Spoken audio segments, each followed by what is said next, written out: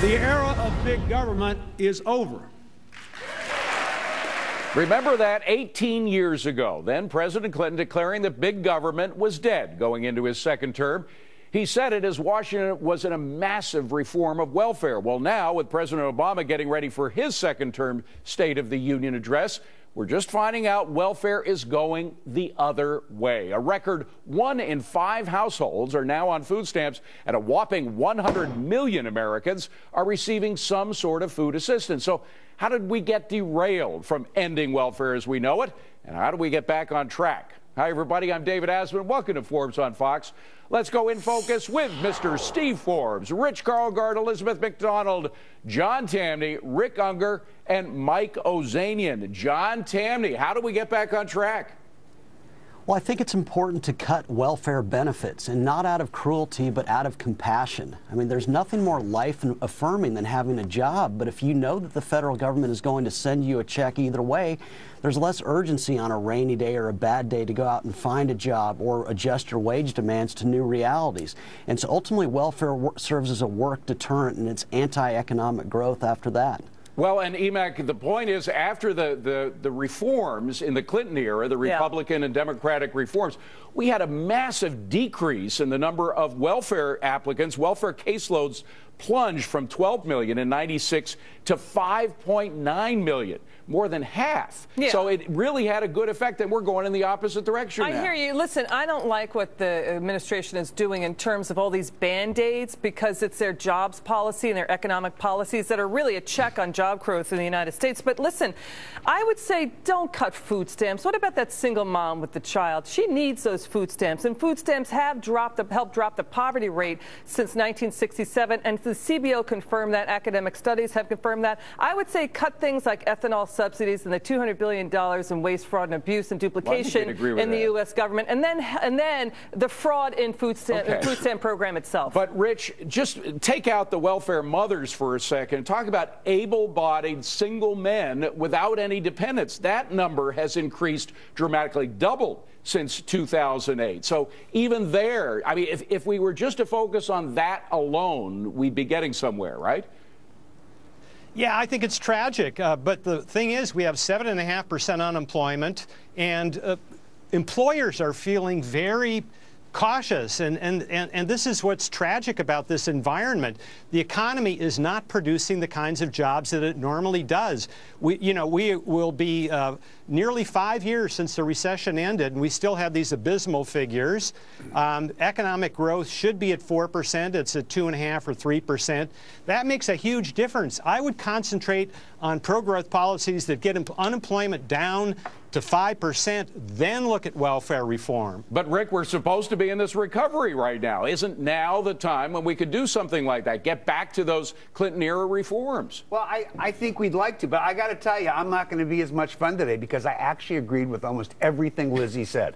So I apologize, we can't fight, but I will pick on John We're like Tamny. an old married couple anyway. There are other people to fight with. Go ahead, Rick. I will pick on John Tamny because John's suggesting that people are just sitting back and taking the money and not going for jobs completely ignores the fact that so much of the food stamp budget is going to people who do have a job and can't earn enough money to feed their families, even going to work. What about that? All right, well, he'll have a chance to respond, but Mike Ozanian, I want you to come in. Americans don't have any problem helping people who are down, but they don't want welfare to become a way of life. Yeah, and unfortunately, that's what worries a lot of people, right? Right, David, and this started with President Obama's predecessor, George Bush. He doubled spending on food stamps. Under President Obama, it's increased 95%. You have to look at both of those presidents' spending because what we have is stagnant wages for the middle class, and also we have the lowest labor participation rate we've had in 50 years. We have a percent of people participating either with a job or looking for a job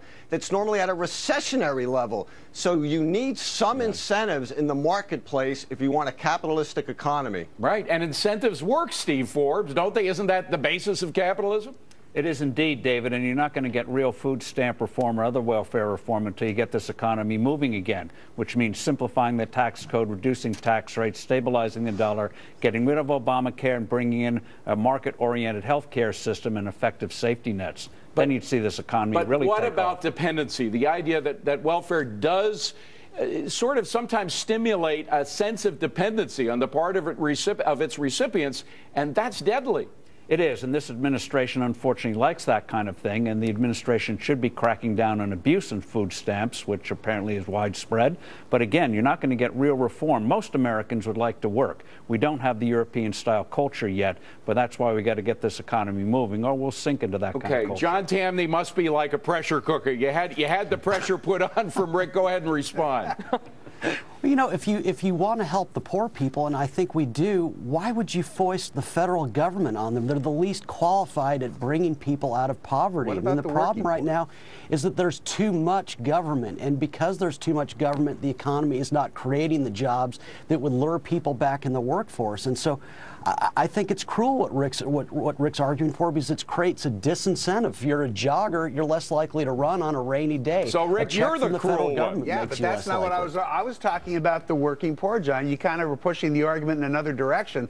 I'm addressing the working poor, the people who work in the fast food restaurants, the people who are working at these large big box retailers who can't get paid enough money, even going to work, to take care of their family adequately. That's what I'm talking about. And it's a large, I'm not saying it's the entire budget, obviously, of the food stamp program, but it is a large chunk of it. Well, Rick's let's put the cart before the horse. After Clinton cut welfare, the economy took off. Bill Clinton's first 2 years were very slow economically speaking. But there was after let Mike cut finish. welfare spending and funds shifted more from the government to the private sector. John Tamny is absolutely right. Well, wait. That's when economic growth and wages took off, Rick. Okay. That's right. I hear what you're saying, but there was also the housing bubble and the internet bubble percolating at that time. Listen, here's the thing, and here's a broad Zoom perspective you probably won't hear about in the State of the Union address coming Tuesday night. And that is, why is this economy creating MIC jobs, these low-paying jobs? That's the problem with income. That's the story behind income inequality that the president's going to hammer on Tuesday night. The low-paying jobs are replacing high-paying jobs in this economy, and that is a structural problem. Okay, but Steve Forbes, let's go back to the Clinton era reforms, and it was Clinton era. It wasn't just Bill Clinton. He was brought there by a lot of Republicans who proposed this in the first place. There were very specific requirements, work requirements, and there were time limits put on welfare. Aren't those a good thing? Didn't that really change welfare, and aren't we going against that now? It did change welfare. You saw it in New York City, where welfare was drastically reduced under Giuliani, went down another 20% under Mayor Bloomberg. And nationwide, it went down sharply. And again, on food stamps, the time to tighten up, David, is when people feel this economy is moving again. And that means tax reform, monetary reform, and health care reform. And Rich Karlgaard, the fact is that these reforms that they had 18 years ago focused specifically, they had 12 definitions of work. Those definitions have been so modified by the Obama administration. Yeah, look, we all know the system can be gamed, and it is being gamed, and there's a lot of fraud in there. But start with the basic questions. You know, the largest employers in the United States have tremendous amounts of cash on their balance sheet, and yet they're not investing for growth. Why are they not doing that? They're afraid when they look into the future that there's so much economic uncertainty created by this government that they're not expanding. Therefore, we have unemployment at 7.5%. I agree with Steve. Let's concentrate on growth, get unemployment down to 5%, then trim back welfare. Yeah, All right, that's got to be the last word, folks. Coming